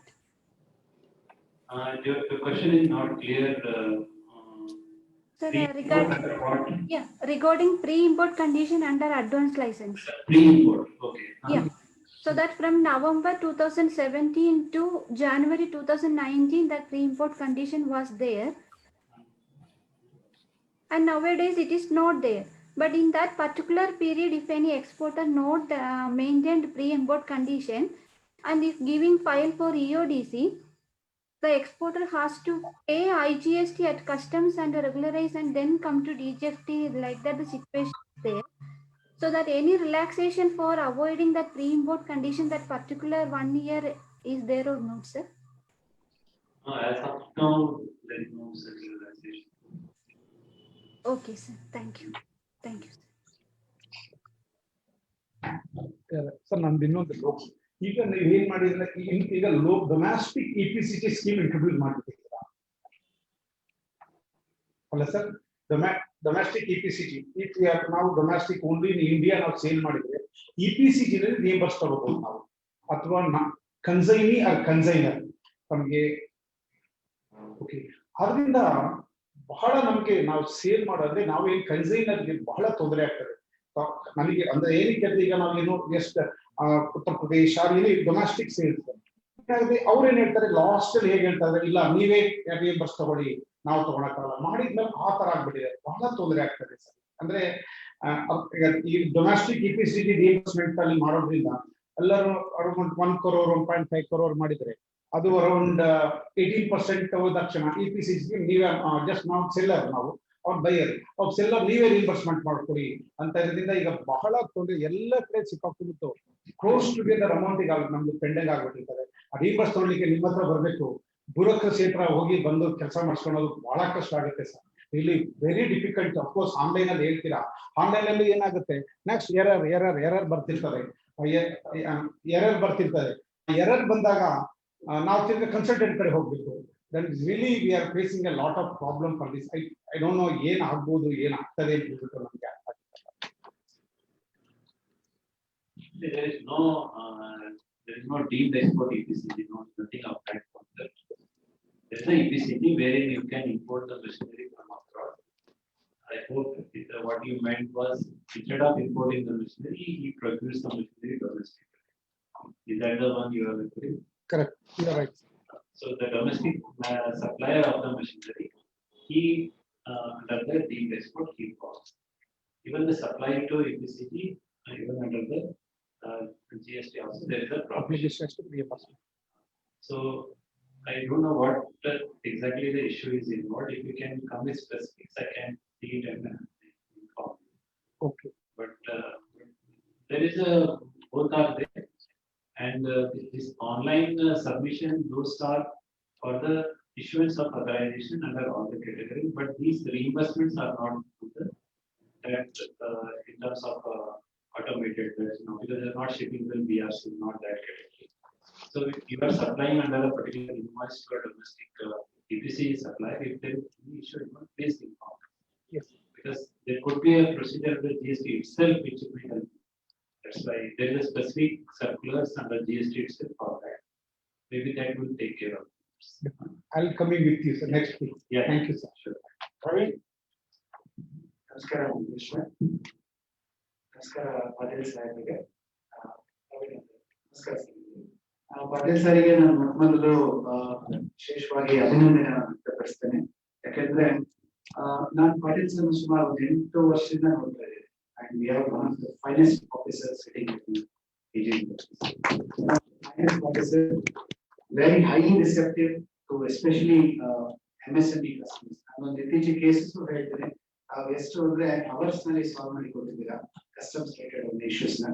So that is the way if the officers work, I think MSME should not have any problem. And the very action of you coming to Casio itself shows that you are with the industries. Thank you so much once again, and thank you, President, for organizing such a wonderful event, which is much needed in the need of God. Sir, Nandu Moonal Manavide, on behalf of Sukshma and Sanna Kaigarike Parvati, on behalf of the tiny and micro industries, ನಮಗೆ ಗೊತ್ತಿರಂಗೆ sir, ಈ policies ಏನು ತಾವು ADGF ಮಾತಾಡೋದು, most of the policies are applicable to the medium and above large industries. ತುಂಬಾ applicable ಆಗುತ್ತೆ. ಯಾಕಂದ್ರೆ ನಮ್ದು 70% of industries ಸೂಕ್ಷ್ಮ ಸಣ್ಣ ಕೈಗಾರಿಕೆಗಳ ಎಕ್ಸ್ಪೋರ್ಟ್ಸ್ ಬರ್ತಾ ಇಲ್ಲ ಅಂತ ಹೇಳಿದ್ರೆ because of the complex policies. ನಾವು ಎಷ್ಟೋ ಹೇಳೋದು ಸರ್, ಒಂದು ಸರ್ತಿ ಅನುಭವ ಇದೆಯಲ್ಲ, I am a small time exporter, still what ever be it online, as our Nasamurthy sir is a big time exporter, it is still leaving a lot of gaps. ಸಣ್ಣ ಮತ್ತು ಸೂಕ್ಷ್ಮ ಕೈಗಾರಿಕೆಗೆ ನನ್ನ ಮನವಿ ಏನು ಅಂದ್ರೆ, you can't compare an elephant with a small rabbit. ಸೂಕ್ಷ್ಮ ಸಣ್ಣ ಕೈಗಾರಿಕೆಗೆ ಎಕ್ಸ್ಪೋರ್ಟ್ಸ್ ಬರಬೇಕು ಈ ಕ್ಯಾಟಗರಿ ಅವರು ಅಂತ ಹೇಳಿದ್ರೆ, ಯಾಕಂದ್ರೆ ತುರ್ತು ಭಾಗ ಇಂಡಸ್ಟ್ರೀಸ್ ಇದೇ ಕ್ಯಾಟಗರಿ ಇರುತ್ತೆ. ಇವ್ರು ಬರಬೇಕು ಅಂದ್ರೆ simplification and inviting encouraging policies ಬಂದ್ರೆ ಮಾತ್ರ ನಾವೆಲ್ಲರೂ ಇದಕ್ಕೆ ಬರ್ಲಿಕ್ಕೆ, ಈ ಒಂದು ಗ್ಯಾಮಟೋಗೆ ಬರ್ಲಿಕ್ಕೆ ಸಾಧ್ಯ. ಅದಕ್ಕೆ ನಮ್ಗೆ ಗೊತ್ತಿಲ್ಲ ಸರ್ ಯಾವ ವೇದಿಕೆಯಲ್ಲಿ ಇದು ಎಸ್ಪೆಷಲಿ ನಾವೆಲ್ಲಂಗೆ PRC ಹೋಗುತ್ತೋ ಇದ್ರಲ್ಲಿ ಹೋಗುತ್ತೋ ಗೊತ್ತಿಲ್ಲ. ಅದರ ಒಂದು ಸ್ಮಾಲ್ ರಿಕ್ವೆಸ್ಟ್ ಏನು ಅಂದ್ರೆ, ಡೆಲ್ಲಿಗೆ ನಾವೆಲ್ಲದಕ್ಕೂ ಹೋಗ್ಲಿಕ್ಕೆ ಆಗೋದಿಲ್ಲ. ಡೆಲ್ಲಿಗೆ ನಾವು ಇವತ್ತು ಏನೇ ಒಂದು ಸಣ್ಣ ಪುಟ್ಟ ಪಾಲಿಸಿ ಡಿವಿಯೇಷನ್ಸ್ ಆಗಲಿ ಅಥವಾ ತಾವು ತಮ್ಮ ಲೆವೆಲ್ ನಲ್ಲಿ ನಾವು ತಗೊಳ್ಬೇಕಂದ್ರೆ every file goes to Delhi. ಡೆಲ್ಲಿಗೆ ಸಣ್ಣ ಕೈಗಾರಿಕೆಯವರು ಖರ್ಚಿಟ್ಕೊಂಡು ಕನ್ಸಲ್ಟೆಂಟ್ ಆಗಿ ಹಿಡಿತಾ ಸಾಧ್ಯ ಇಲ್ಲ ಸರ್. ಹಾಗಾಗಿ 4 ಕಡೆ ಝೋನ್ ಮಾಡಿ, ಭಾರತ ದೇಶದಲ್ಲಿ ಬಹಳ ದೊಡ್ಡದಾಗಿದೆ ಇವತ್ತು. ಕರ್ನಾಟಕದಲ್ಲಂತೂ ತಮಗೆ ಗೊತ್ತಿದೆ ಎಷ್ಟು ಮಟ್ಟಿಗೆ ಎಕ್ಸ್ಪೋರ್ಟ್ಸ್ ಆಗ್ತಾ ಇದೆ ಅಂತ. we insist through this forum, this meeting in Bangalore, we want one zone where all our policy related issues ಅಥವಾ ಇನ್ನು ಯಾವುದು ಅಡಿಷನಲ್ ಇಶ್ಯೂಸ್ ಏನಿದೆ ಸಾಲ್ವ್ ಮಾಡಲಿಕ್ಕೆ ಝೋನ್ ಮಾಡ್ಬೋದು ಸರ್. ಅದನ್ನ ನಾವು ಮನವಿ ಮಾಡ್ತಾ ಇದ್ದೀವಿ. ಅದು ಸೂಕ್ಷ್ಮ ಸಣ್ಣ ಕೈಗಾರಿಕೆಗೆ ತುಂಬಾ ಹೆಲ್ಪ್ ಆಗುತ್ತೆ. ಇವತ್ತೇನು DGFT ಆಫೀಸ್ ಸ್ಪಂದಿಸ್ತೀರಾ ಅಂತ ಸರ್. ಎರಡನೇದು, ಇವತ್ತು ತಮಗೆ ಗೊತ್ತಿದೆ ಗ್ಲೋಬಲೈಸೇಷನ್ ಅನ್ನೋದು ಬಂದು ಚೈನಾ ಅವರು ಯಾವ ಮಟ್ಟಿಗೆ ಪ್ರೈಸಸ್ ನ ಕೊಡ್ತಾ ಇದ್ದಾರೆ ಅಂತ ಹೇಳಿದ್ರೆ, ಇವತ್ತು ನಾನು ಬೇರೆ ಭಾರತ ಬಿಟ್ಟು ಭಾರತದಲ್ಲೇ ನಮ್ಗೆ ಇಂಟರ್ನಲ್ಲಿ ತುಂಬಾ ಪ್ರೈಸ್ ಕಾಂಪಿಟೇಷನ್ ಯಾವ ಸರ್ವೈವಲ್ ಇದೆ. ಎರಡನೇದು, ಭಾರತದಿಂದ ಹೊರಟೆ we have to compete with big giants like China. ನಾವು ಬಹಳ ಕಡಿಮೆ ವ್ಯಾಲ್ಯೂ ಐಟಮ್ಸ್ ನ ಎಕ್ಸ್ಪೋರ್ಟ್ ಮಾಡ್ತಾ ಇದ್ದೀವಿ ಸರ್. ನಮ್ಮ ವ್ಯಾಲ್ಯೂ ಆಫ್ ಎಕ್ಸ್ಪೋರ್ಟ್ಸ್ ಏನಿದೆ ತುಂಬಾ ಕಮ್ಮಿ ವ್ಯಾಲ್ಯೂ ಇದೆ because of the intense competition. So ನಾನು ರಿಕ್ವೆಸ್ಟ್ ಮಾಡೋದು ಏನು ಅಂದ್ರೆ, example I am under 3% duty EPCD duty ಅಲ್ಲಿ ಇದೆ ಸರ್. ನಾನು 2010 ಅಲ್ಲಿ ನಾನು ತಗೊಂಡಿದ್ದು. See, however, how much I am doing, I am not able to reach the value because of the intense competition. Day by day, the prices are drastically raised. 8 times ನಾನು turnover ಮಾಡಿ ನನ್ನ export obligation ನ discharge ಮಾಡಿಸ್ಕೋಬೇಕಾಗುತ್ತೆ. ಆ 8 times ಅಥವಾ ಇವಾಗ ಹೊಸ licence ಪ್ರಕಾರ 0 ನಲ್ಲಿ 7 times ಇರೋದನ್ನ, why is that we can't do it for 5 times? 5 ಸರ್ತಿ turnover, so that lot of people will be relieved and they will come out of the clutches of this export obligations. ಯಾಕಂದ್ರೆ ಇವತ್ತು high value export ಮಾಡ್ಲಿಕ್ಕೆ ತುಂಬಾ ಕಷ್ಟ ಇದೆ, global competition ಇದೆ, ಮತ್ತೆ ನಮ್ಗೆಲ್ಲ ಸರ್ವೈವಲ್ ಇಶ್ಯೂಸ್ ಇದೆ. High micro sir, one time settlement ನ ನಾವು ಮತ್ತೆ ಮನವಿ ಮಾಡಿ ಕೇಳ್ತಾ ಇದ್ದೀನಿ. ನಮ್ಮ ಕಾರ್ಯದರ್ಶಿಗಳು ಮತ್ತೆ ನಮ್ಮ ಪ್ಯಾನಲ್ ಚೇರ್ಮನ್ ಕೇಳಿದ್ದಾರೆ. ಎಷ್ಟು ಪ್ರೊಸೀಜರ್ ಇದೆ ಸರ್? EPCG 10 ವರ್ಷ ಏನು 2010 ಅಲ್ಲೇ 3% ಸ್ಕೀಮ್ ಅಲ್ಲಿ ಸಿಕ್ಕಾಕೊಂಡಿರೋದು ಇನ್ನೂ ಕಷ್ಟ. In my just rough estimate in a survey, more than 90% of the people are unable to fulfill their export obligation. More than 90%. Actually, 9 jana fail ಆಗ್ತಾ ಇದ್ದಾರೆ because there are a lot of other hurdles to get. ಈಗ ಉದಾಹರಣೆಗೆ ನಾನು ಹೇಳ್ತೀನಿ sir, EBRC ತಾವು ಹೇಳಿದ್ರೆ online 2015 ಇಂದ ಹಿಂದಕ್ಕೆ ಆನ್ಲೈನ್ EBRC ಅವೈಲೇಬಲ್ ಇಲ್ಲ ಸರ್. ನಾನು 2015 ಈಚೆಗೆ ತಾವು online ಮಾಡ್ಬಿಟ್ಟಿಲ್ಲ. But what happens? I have a license would have taken in 2010 ಇಂದ 2015 ವರೆಗೆ EBRC ಇಲ್ಲದೆ ನನ್ನ ಅಕೌಂಟ್ ಅಲ್ಲಿ ಬರಕ್ ಸಾಧ್ಯ ಇಲ್ಲ. ಅದಕ್ಕೆ ನಾನು ಹಿಡ್ಕೊಂಡು ತಿಂಗಳಗಟ್ಟಲೆ ಓಡಾಡ್ಬೇಕು ಬ್ಯಾಂಕ್ ಇಂದ. EBRC ಗೆ ನಿಮ್ಗೆ ಗೊತ್ತಿದೆ sir, it's not so easy. So there is no solution. 2015 ಇಂದ ಹಿಂದಕ್ಕೆ ಆನ್ಲೈನ್ ಗೆ ತಾವು ಏನ್ ಫೆಸಿಲಿಟಿ ಮಾಡಿಲ್ಲ sir EBRC.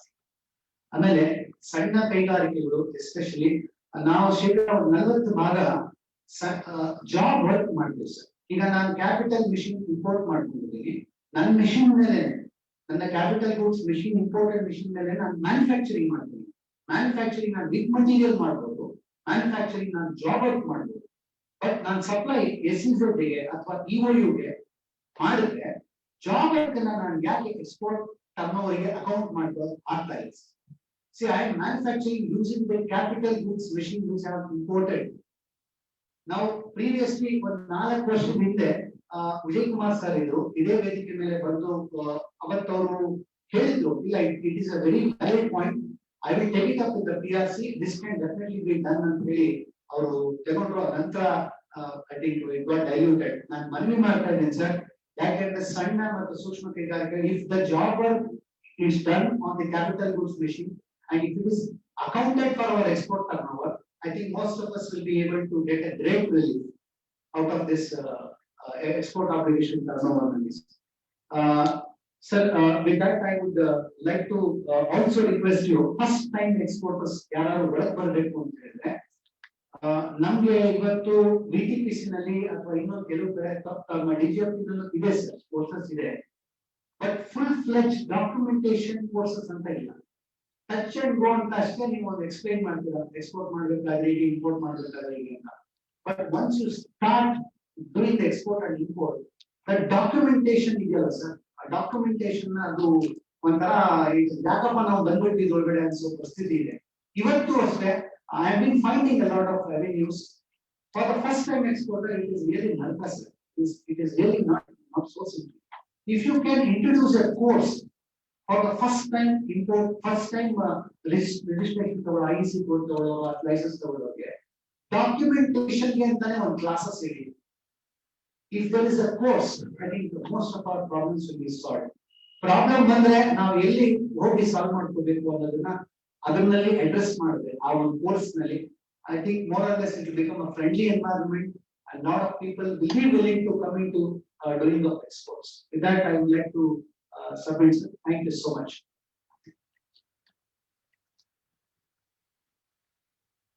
Thank you. First, important point, micros. It's not just for medium, it is for everybody. Micro, small, everybody is there. But very tiny, maybe may have sometimes non-awareness. But broadly, I'm saying, you were saying the zonal-wide office presence. No, that concept is not there now. See, even the DGFT, forgettable journal, even there are 2 offices in the state are getting reduced to 1 because of the virtual offices. We are able to reach out to different, and it's not like every file goes to Delhi. That is also a very totally wrong concept. I have issued thousands of MAs, not a single file goes to Delhi. Not a single advance license goes to Delhi, not a single EPC license I issue goes to Delhi. So there are absolutely no any approvals required in most of the schemes. It is only where real policy issues are there or any relaxation provision is to be, obviously that will be implemented on this. Even for the PRC where it's a genuine hardships, which we can see in the minutes are there in the website. There also it is only an online filing of application. So it is not that you need an office in every. In fact, we are going to be more reaching out. It doesn't mean that we will not reach out. That's not. It's more strengthening the district structure and close interaction with the industries, departments of state government and the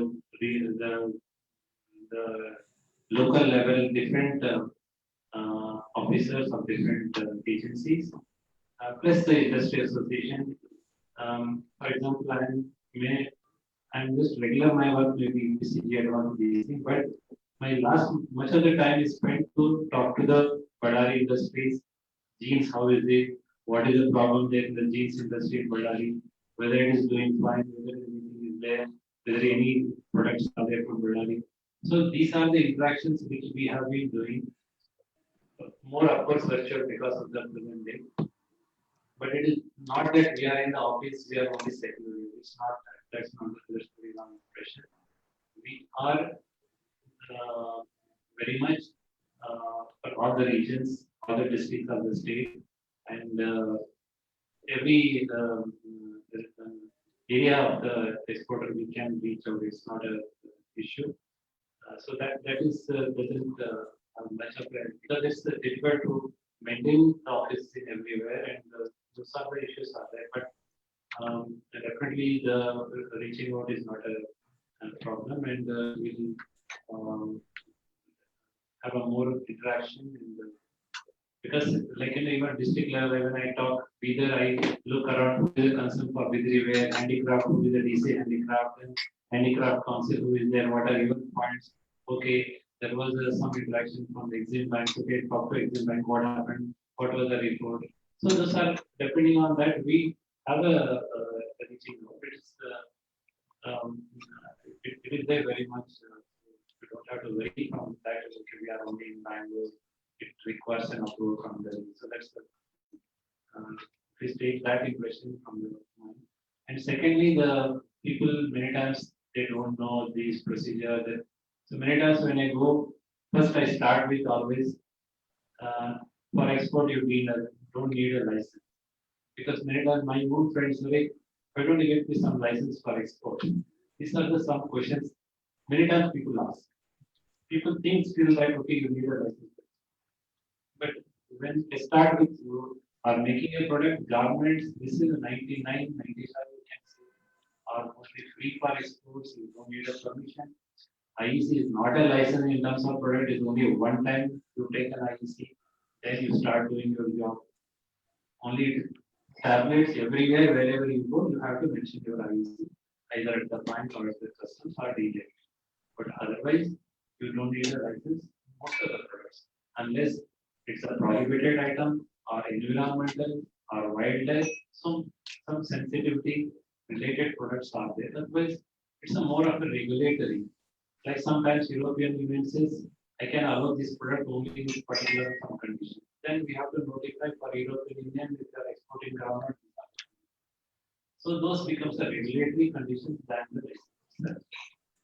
So you really don't need a license, but yeah, in terms of documentation provisions, even in DGFT side, there are Indian Institute of Foreign Trade conducts the courses. You can see online, and one can register, and also there is online videos are there in DGFT site, so those can be seen. But VTPC conducts, some agencies, PO conducts. We have sometimes a special program, but definitely we try to become more addressing to this area. We will try to see, but there are other areas, options are there. That's what I want to say. Kindly look at DGFT site. There is an IIT course on international trade programs. So please have a look on that. And but definitely this is a suggestion I will take it where you address to more specifically. Yes.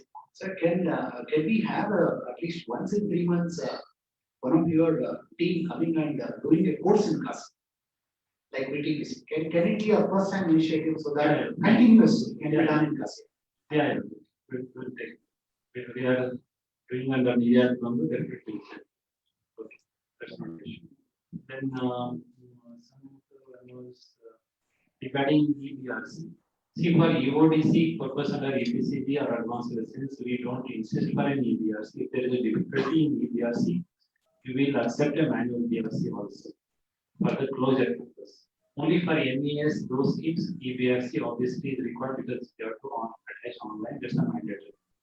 For advanced authorization and EPCB for closure purpose, if you have a difficulty in getting EBRC, we will accept as long as the financial issue EBRC. Okay, that's and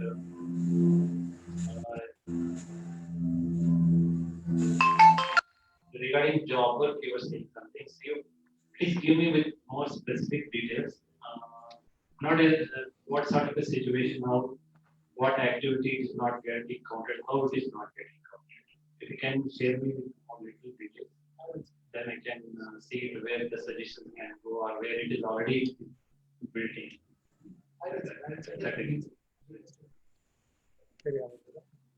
Sir, this 8 times at turnover can it be reduced to 5 times? Because now with the current scenario, it will take 5 to 6 years for us to survive.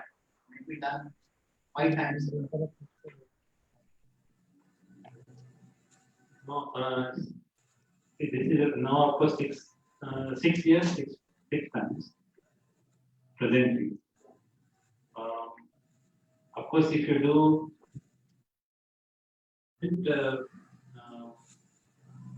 there's some rebate if you do less than the EO period, there's some rebate is there in terms of EO. But otherwise, there's as of now, no. The overall period of 6 months rebate, 6 month extension period was given during the April. But whenever the schemes, the revenue department always has many conditions because of revenue issue. But if as of now, there is no such. One time settlement, sir, because India they In 2013, I remember, if I remember correctly, that was one time settlement was there. Not many were taken. Maybe you were not aware at the time. But yeah, this suggestions will forward it. Let us see, there will be different quarter suggestions may be there. So ministry has to see, revenue department has to be considered. We'll forward it. ಇದು ಮೂರನೇ ಸತಿ ಈಗ third time ಬರ್ತಾರೆ sir ಖಾಸಗಿ already ಇದು submit one side settlement ಬಗ್ಗೆ ನಾವು ತುಂಬಾ ಹೇಳಿದ್ದು. ನೀವು have any control with the liners of vessels? Vessels is A very difficult to get the vessels in the, even though Mundra, Kandla, then Visakhapatnam, Navashiva, even though Krishnapatnam, see, because of fire, it's a lot of problem. Even if you get the vessels also, they are charging at double the cost. Suppose if you are just Kandla, so Kandla to Nigeria is about only is about last time the 80,000 or 1 lakh. Now they're asking a 3.5. There is no control with that vessel. The liner will be charging like anything. Sir. Even the Bangalore, sorry, ICD Chennai to Colombo, only 80,000. Now is a 150,000. And then same thing Dhaka is about 80,000, 80, 90,000. Now is a 2.2 lakh. But there's no control. But this is we are facing, even though already 20 days back has been sent, till now is not sent because of the KFC of the vessel. There is no vessel, but you have to wait. But already is within the 21 days, you have to submit the document to the bank. But these are already, then till now we are not yet received the bill of lading. Then really we are facing the problem. This is not in your control, I know that. But you have department having any control with the is a must. Must liner is a very big liner in India, but they are also helpless. We see not importing, then exporting is very just the city is now. There's no vessel, then we have to wait. From 20 days, I'm waiting for the 7 vessels. Our container will be laying in Krishnapatnam and Mundra, and then Chennai. Then who is the responsible for this? Or who is seller or buyer or department? Please.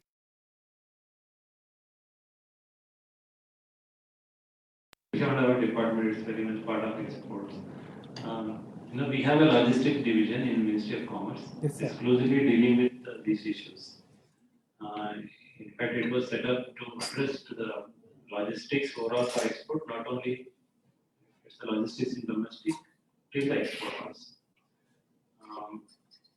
But is it because of COVID situation is the reason what you're saying, or in general is the issues are there? I don't know. But you can flag it to the logistic division. And the board trust chairman, I don't know how much they will have, but you can bring to their notice Bangalore port, and you can bring the state government also, the VTPC can bring to their notice any issues are there. We'll see what is.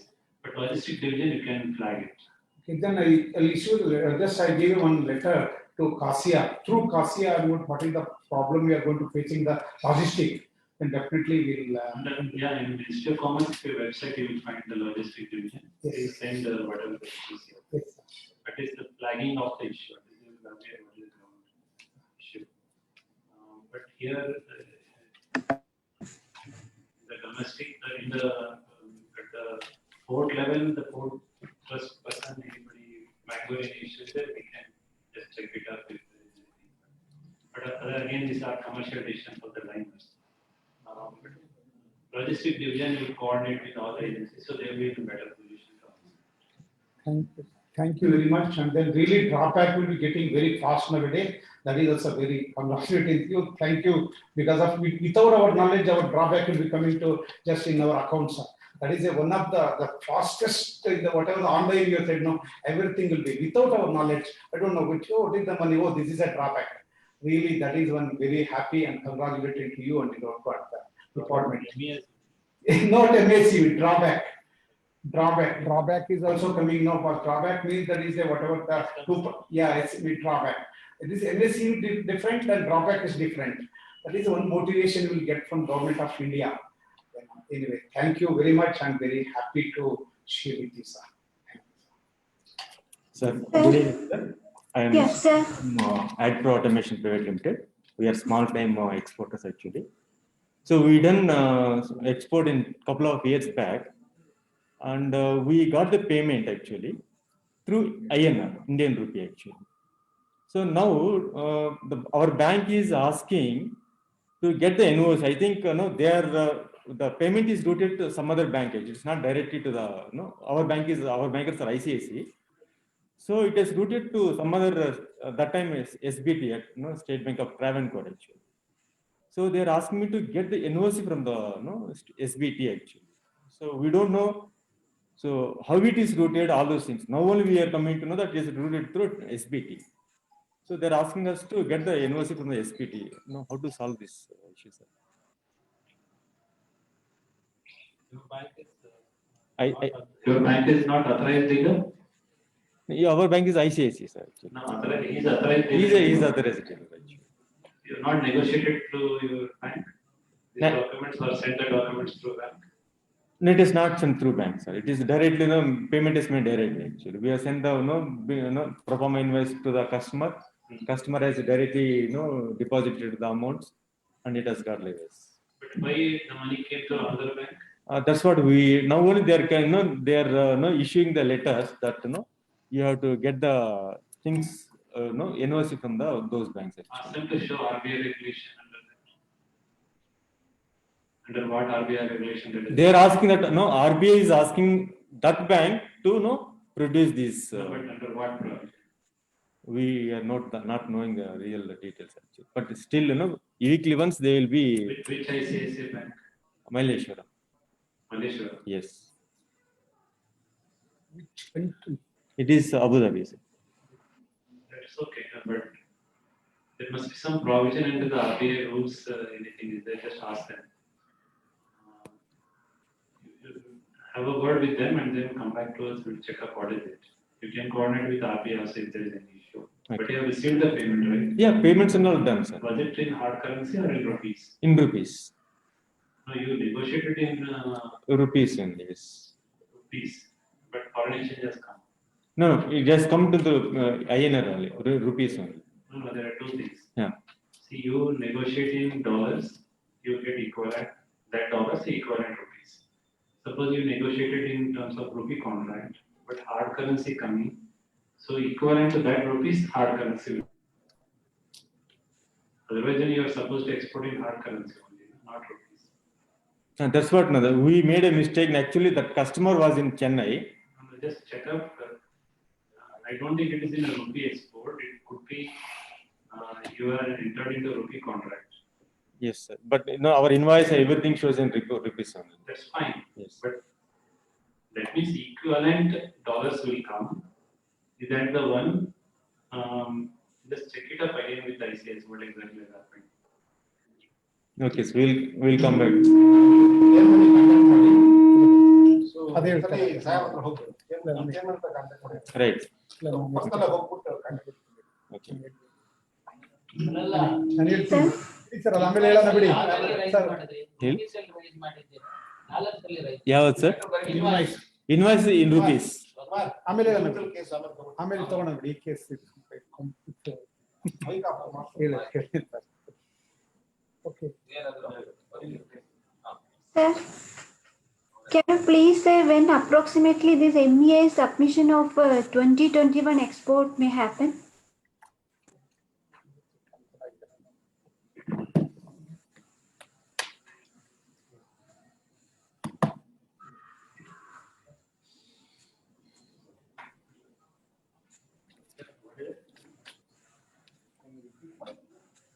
Hello.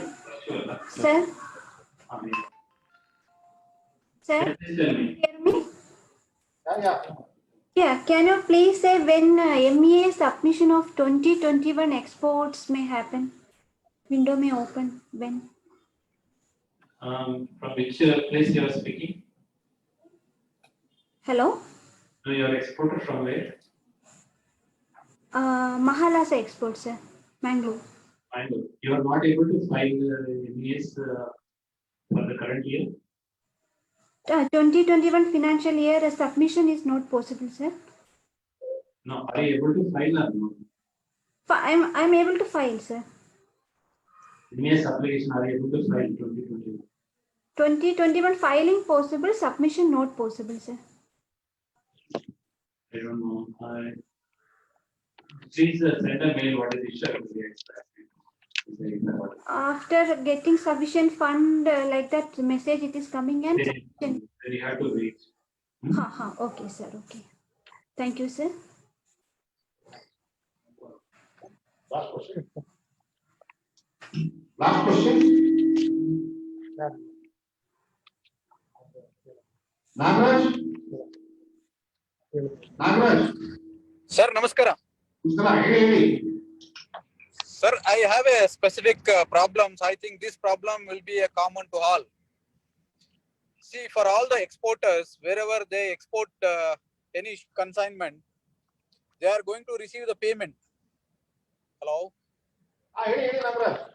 Once they receive the payment, the bankers are asking the documents, and we are submitting the documents of bill of entry, bill of others, invoice, all other things to the bankers. And when we submit the documents only, they are just crediting the amount what we received from the foreign currencies. Now the RBI is asking to furnish all the documents which was almost 3-4 years back, where the bank would have not submitted back to the documents to the RBI. Now RBI, they are directing through some ICICI bank. ICICI bankers are calling us, asking us to submit the documents, otherwise the penalty will be imposed. I think this problem is common to all the exporters and also for some importers. This problem has to be resolved immediately, sir.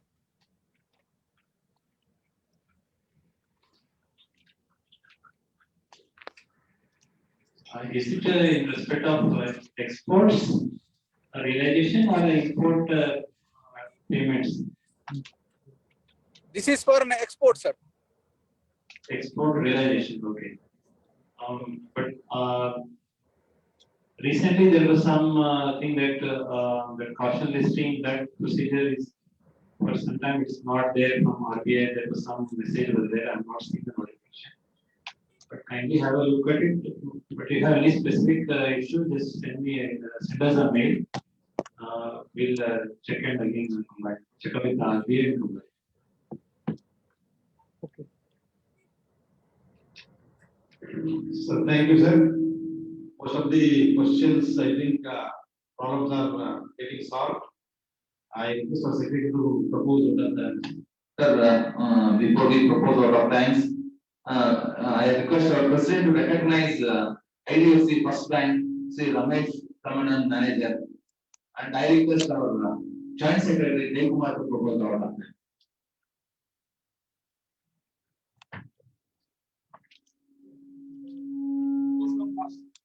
Please come.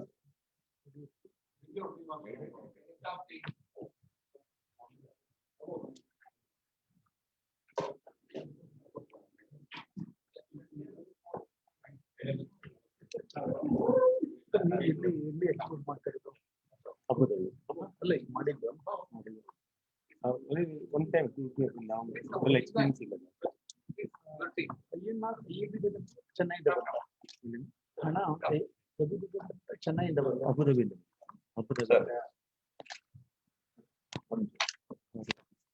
Customer ನನಗೆ sir ಮಾಡೋದು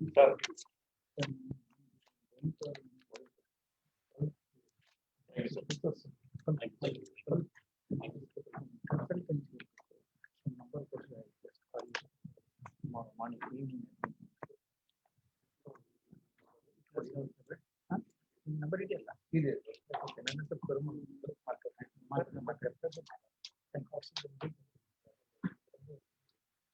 I request Joint Secretary of CASIA, Sri Jaikumar, to kindly propose the order of thanks. Thank you, sir. I deem it an honor to propose vote of thanks at the conclusion of today's awareness program on exports, foreign trade policy and procedures. We are extremely happy to have had with us today Devi Patil, ITS Additional Director General of Foreign Trade, Bangalore. We profusely thank you, sir, for responding to our request to address the meeting in spite of the busy schedule. You have given a detailed presentation on policy and procedures of exports and other related issues. We thank Sri Kumar, Panel Chairman, Export Promotion and his team, who took the initiative in organizing this program. The presence of our past presidents, council members, and members, especially is a source of inspiration to us, and we thank them for their participation. We also thank the print and electronic media for their cooperation and support to convey the message of small industries to the people at large with their reference to this subject of exports. We are thankful to all our members for their presence at the meeting and making the function a success. Thank you.